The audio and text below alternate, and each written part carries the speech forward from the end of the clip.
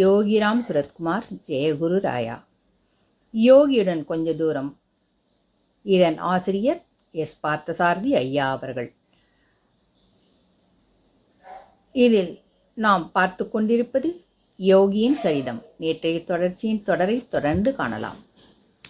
உன் குரு தெற்கே இருக்கிறார், சிரித்தபடி கபாடியா பாபா கூறினார். யார் அவர் என்ற ராம்சுரத் குன்வரின் கேள்விக்கு சிரிப்புதான் பதிலாக கிடைத்தது. ராம்சுரத் குன்வர் பகவத்கீதையும் துளசி ராமாயணத்தையும் படிக்க ஆரம்பித்தார். மீராபாயின் பாடல்களும் கபீரின் பாடல்களும் அவரை உருக்கின.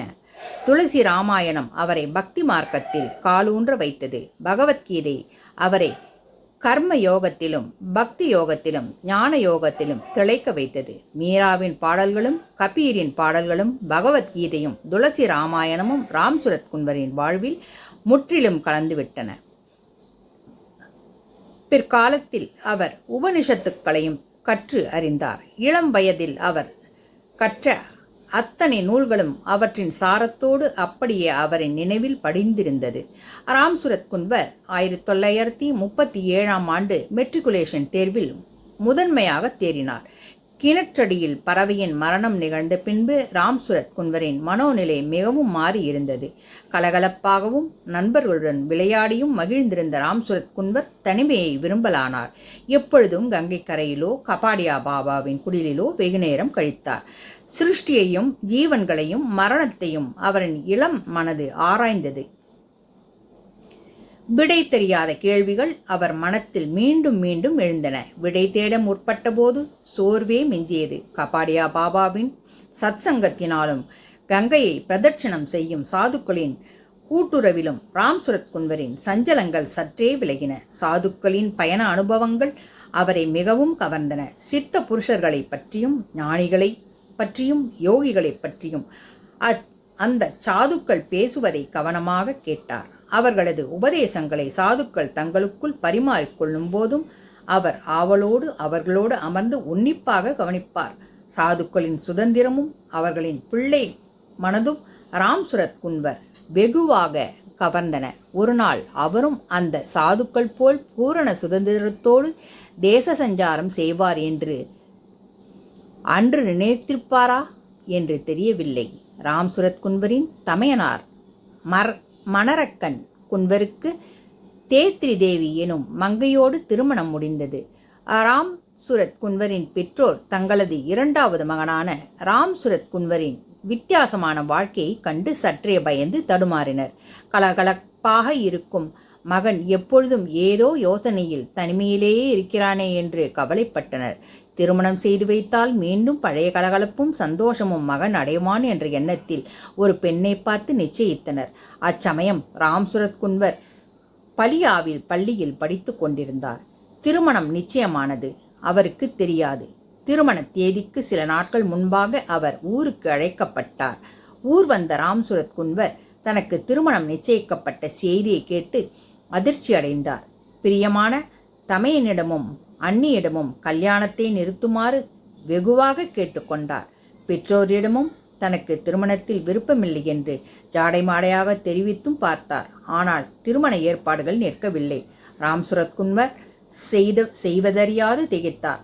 திருமணத்துக்கு சில நாட்களே எஞ்சியிருக்கும் போது ராம்சுரத் குன்வர் அகண்ட கங்கையை இரவு நேரத்தில் நீந்தி கடந்து மாயமாக மறைந்து விட்டார். மாப்பிள்ளையை காணோம் என்று ஊரே திரண்டு தேடியது. ராம்சுரத் குன்வர் எவர் கண்ணிலும் படவில்லை.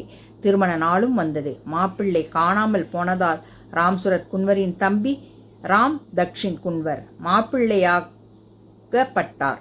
தனக்கு நிச்சயிக்கப்பட்ட பெண்ணுக்கு தன் தம்பியோடு திருமணம் நடந்துவிட்ட செய்தியை அறிந்த பின்னரே ராம்சுரத் குன்வர் ஊர் திரும்பினார். குடும்பத்து பெரியவர்களும் ஊராரும் அவரை வசைபாடினர். ராம்சுரத் குன்வர் அனைவரது ஏச்சுக்களையும் தாங்கிக் கொண்டு மௌனமாக இருந்தார்.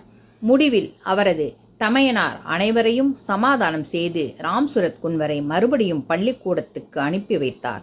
மெட்ரிகுலேஷன் தேர்வுக்கு பின் அவர் இன்டர்மீடியட் கல்வியை அலகாபாத்தில் முடித்தார். அவர் திருமணம் செய்து கொள்ள வேண்டும் என்று குடும்பத்தார் அனைவரும் அவரிடம் மாறி மாறி நிர்பந்தம் கொடுத்து வந்தனர்.